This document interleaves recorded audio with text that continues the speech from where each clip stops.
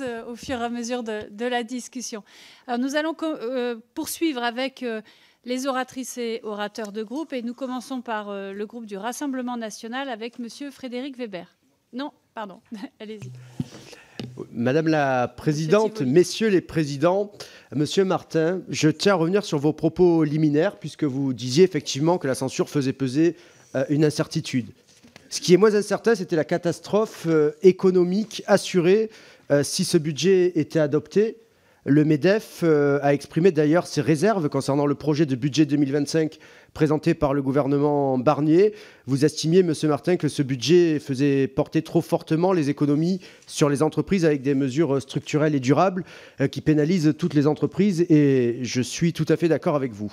Monsieur Reza Tofigui, vous avez tout à fait raison quand vous dites qu'il ne s'agit pas d'augmenter des budgets pour rendre des services publics plus efficaces, qu'il s'agit de les optimiser, de couper des dépenses d'État là où elles sont inutiles. C'est ce que nous avions d'ailleurs proposé dans notre contre-budget. Pas d'impôts supplémentaires, mais des économies, notamment sur des agences d'État qui sont des strates coûteuses et parfois inutiles. Bref, l'État demande toujours plus aux entreprises, plus d'impôts, plus de contributions, plus de normes, le cocktail explosif pour faire fuir nos entrepreneurs. Et puis pour ceux qui ne sont pas encore partis, il y a les mesures comme celles proposées par LFI avec le SMIC à 1 600 € qui auraient fini par les convaincre. Cela dit, j'ai une question plus précise. Notre maison brûle et nous regardons ailleurs. Cette phrase prononcée par Jacques Chirac en ouverture de son discours devant l'Assemblée plénière du 4e sommet de la Terre en 2002 pourrait, hélas, parfaitement s'appliquer à la situation économique de notre pays à aujourd'hui. Malgré les grandes déclarations d'intention des différents responsables gouvernementaux, prononcées souvent, il faut le dire, à grand renfort de communication, bon nombre de voyants en matière économique sont au rouge. Trop grande pression fiscale, manque de compétitivité de notre pays, millefeuille administratif, normes pléthoriques. Les causes de cette situation, à bien des égards alarmantes, sont nombreuses. Mais je souhaiterais aujourd'hui mettre la lumière sur les difficultés spécifiques rencontrées par la filière automobile. Fleuron de notre industrie nationale, outil de rayonnement de la France à l'international, nos constructeurs automobiles et nos équipementiers sont à la peine et la perspective de plans sociaux laisse présager des drames pour les salariés de ces groupes. Au cœur des difficultés réside notamment la mutation vers l'électrique, soumise à des coûts très élevés, alors que la perspective de l'interdiction de la vente des voitures thermiques fait peser des contraintes toujours plus fortes sur les usagers.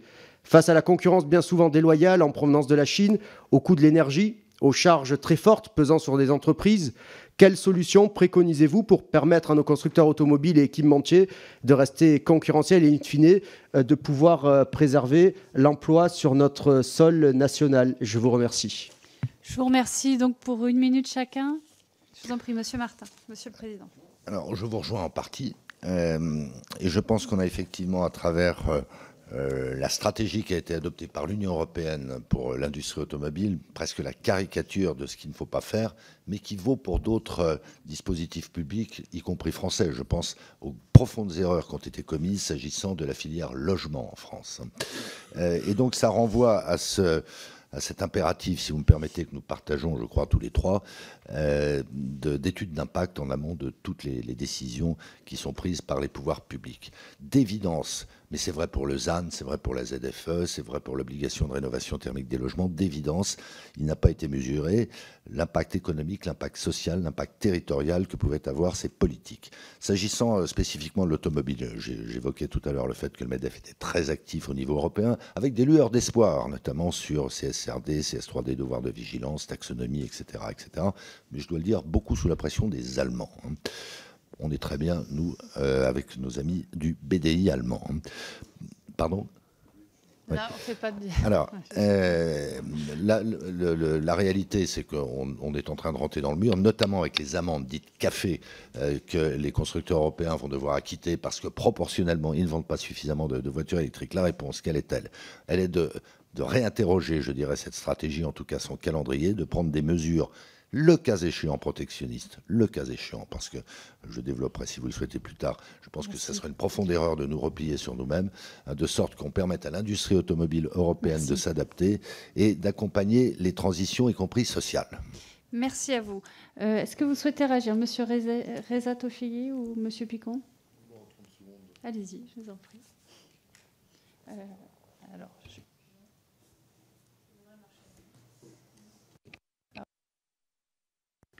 C'est bon.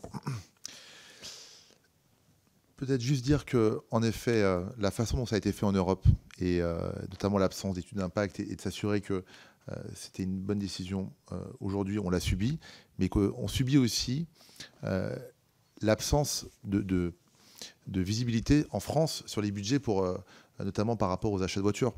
Et en fait, c'est justement ça la problématique de la dette aujourd'hui. C'est-à-dire qu'un pays doit aujourd'hui investir dans le futur. Et la transition environnementale, c'est un coût. Et c'est normal que le pays s'endette pour ça. Mais comme on n'est même pas capable de payer aujourd'hui nos dépenses courantes, eh ben, qu'est-ce qu'on fait ? Eh ben, on coupe dans les dépenses pour notamment tout ce qui est l'investissement dans les énergies renouvelables et donc notamment dans l'achat des véhicules neufs.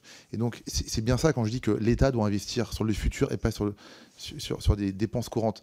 C'est qu'aujourd'hui, pour l'automobile, on voit bien que les aides qui vont changer, ou tout le débat qu'il y a eu sur les aides pour l'achat d'un véhicule neuf, qu'est-ce qui se passe ?